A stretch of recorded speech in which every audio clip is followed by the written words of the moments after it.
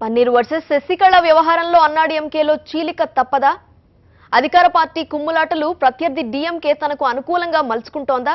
ప్రస్తుత పరిణామాలు చూస్తే అవుననే సమాధానం వస్తోంది. అమ్మ మరణంతో తమిళనాట రాజకీయ పరిణామాలు శరవేగంగా మారుతున్నాయి. అమ్మ ప్లేస్ లో చిన్నమ్మగా తెరపైకి వచ్చిన శశికళ పార్టీపై ప్రభుత్వంపై పట్టు బిగించే ప్రయత్నాలు ప్రారంభించడంతో అమ్మ మృతికి ప్రధాన కారణంగా భావిస్తున్న మన్నార్గుడి మాఫియా బృందానికి చెక్ పెట్టే ప్రయత్నాలు ప్రారంభించారు సీఎం పన్నీర్ సెల్వం. ఇందులో భాగంగానే శశికళ ప్రధాన ఆదాయ వనరులు, రాజకీయ మద్దతుదారులు, ప్రభుత్వంలో కీలక పాత్ర పోషిస్తున్న వారిని టార్గెట్ చేశారు. ఈ క్రమంలో మాజీ సీఎస్ రామ్మోహన్ రావుతో పాటు శశికళ వర్గానికి చెందిన పలువురు సన్నిహితులపై ఐటీ దాడులు జరగటం, వెనువెంటనే సీఎస్ పదవి నుండి రామ్మోహన్ రావును తప్పించడం వంటి పరిణామాలు చిన్నమ్మ వర్గంలో కలవరం రేపుతోంది. శశికళ మూలాలపై దెబ్బ కొట్టి కొంత పట్టు బిగించారు సీఎం పన్నీర్ సెల్వం. అయితే శశికళ ఏమాత్రం వెనక్కు తగ్గటం లేదు. ఎలాగైనా పన్నీర్ సెల్వంను గద్దె దించి తానే ముఖ్యమంత్రి కావాలనే ప్రయత్నాలను ముమ్మరం చేసింది.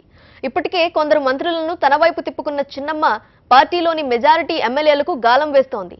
జయ మరణం తర్వాత శశికళ ఎక్కడా మాట్లాడుకున్నా తమిళనాడులో తాజా రాజకీయ పరిణామాలు బట్టి చూస్తే తానే అమ్మకు నిజమైన వారసురాలనని చెప్పకనని చెప్తోంది. తమ మధ్య ఎలాంటి విభేదాలు లేవని సీఎం పన్నీర్ సెల్వం, శశికళ వర్గీయులు బయటకు చెప్తున్నా అంతర్గతంగా మాత్రం రాజకీయంగా ఎత్తుకు పై ఎత్తులు వేసుకుంటున్నారు. అంతర్గత కుమ్ములాటల్లో అన్నాడీఎంకే పార్టీతో పాటు ప్రభుత్వం తలమునకలైతే అవకాశం కోసం ఎదురు చూస్తున్న ప్రతిపక్ష డీఎంకేకు అన్ని దారులు రెడ్ కార్పెట్ పరుస్తున్నాయి. డీఎంకే చీఫ్ కరుణానిధి కోలుకొని ఆసుపత్రి నుండి డిశ్చార్జ్ కావడంతో అన్నాడీఎంకేపై అస్త్రాలను సిద్ధం చేస్తోంది. అందుకే జయలలిత ఆరోగ్యంపై హెల్త్ బులెటిన్ కానీ, ఫోటోలు కానీ విడుదల చేయని అధికార పార్టీకి సవాల్ విసిరేలా ఎప్పటికప్పుడు కరుణ ఆరోగ్యంపై హెల్త్ బులెటిన్, ఫోటోలు విడుదల చేసి ఇరుకున పెట్టింది. ఇదే అవకాశంగా పార్టీని, ప్రభుత్వాన్ని ఇరుకున పెట్టేందుకు స్టాలిన్ ముందు వరుసలో వచ్చేశారు. అటు జయలలిత మరణంపై అనుమానాలు నివృత్తి చేయాలని జయ అన్న కుమార్తె దీపా జయకుమార్, అన్నాడీఎంకే బహిష్కృత ఎంపీ శశికళ పుష్పతో పాటు పీఎంకే అధ్యక్షుడు రామ్దాస్ కూడా డిమాండ్ చేశారు. ఇవే ఆరోపణలు ఇప్పుడు రాష్ట్ర వ్యాప్తంగా అమ్మ మరణం అనుమానాస్పదంగా మారేలా చేసింది.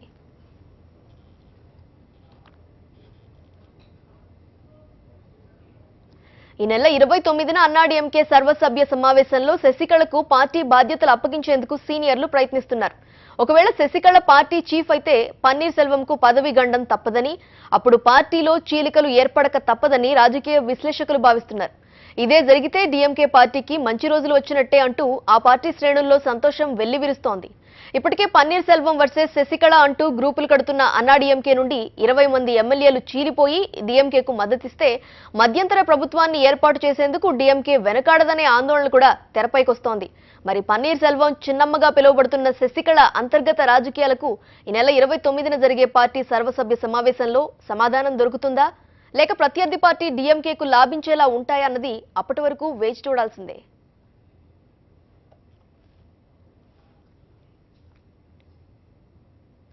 నిదానమే ప్రధానమన్న మాటను చిన్నమ్మ శశికళ పూర్తిగా నమ్ముతున్నట్టు కనిపిస్తోంది.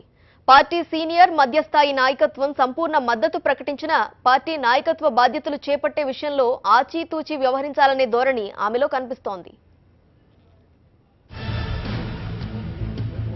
తమిళనాడులో వేగంగా మారుతున్న రాజకీయాలను చిన్నమ్మ శశికళ చాలా జాగ్రత్తగా పరిశీలిస్తున్నట్టు కనిపిస్తోంది. అన్నాడీఎంకే ప్రధాన కార్యదర్శిగా బాధ్యతలు చేపట్టేందుకు ఆమెకు ఎటువంటి ఆటంకాలు లేకపోయినప్పటికీ ప్రస్తుత పరిస్థితుల్లో వేగం పనికిరాదనే భావనలో శశికళ ఉన్నట్టు ఆమె సన్నిహిత వర్గాలంటున్నాయి. డిసెంబర్ 29న అన్నాడీఎంకే జనరల్ కౌన్సిల్ సమావేశం జరగనుంది. జనరల్ కౌన్సిల్లో ఏం చర్చించాలి, నాయకత్వ మార్పిడికి సంబంధించిన అంశాలకు సంబంధించి ఎజెండాను పార్టీ ముఖ్య నాయకులు ఖరారు చేశారు. శశికళ పగ్గాలు చేపట్టాలని అన్నాడీఎంకే అత్యున్నత విధాన నిర్ణాయక మండలి జనరల్ కౌన్సిల్లో తీర్మానం చేసే అవకాశాలున్నాయి.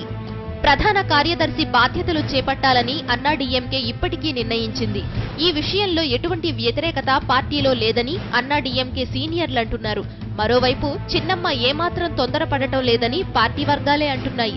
ఆమె మనసులో ఏముందో చిన్న సంకేతం కూడా రావడం లేదని అంటున్నారు. అందరూ చెప్తున్న మాటలను ఎంతో ఓపిగ్గా వింటున్న శశికళ తన ఆలోచనను మాత్రం ఇంతవరకు బయటపెట్టలేదు.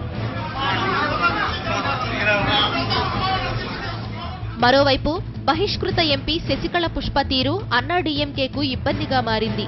శశికళను పార్టీ ప్రధాన కార్యదర్శిగా ఎన్నుకునేందుకు పార్టీ బైలాస్ మార్చాల్సి ఉంటుంది. దీన్ని వ్యతిరేకిస్తూ శశికళ పుష్ప కోర్టును ఆశ్రయించారు. బహుశా ఆ కేసు కారణంగానే శశికళ ఆచితూచి వ్యవహరిస్తున్నట్టు కనిపిస్తోంది.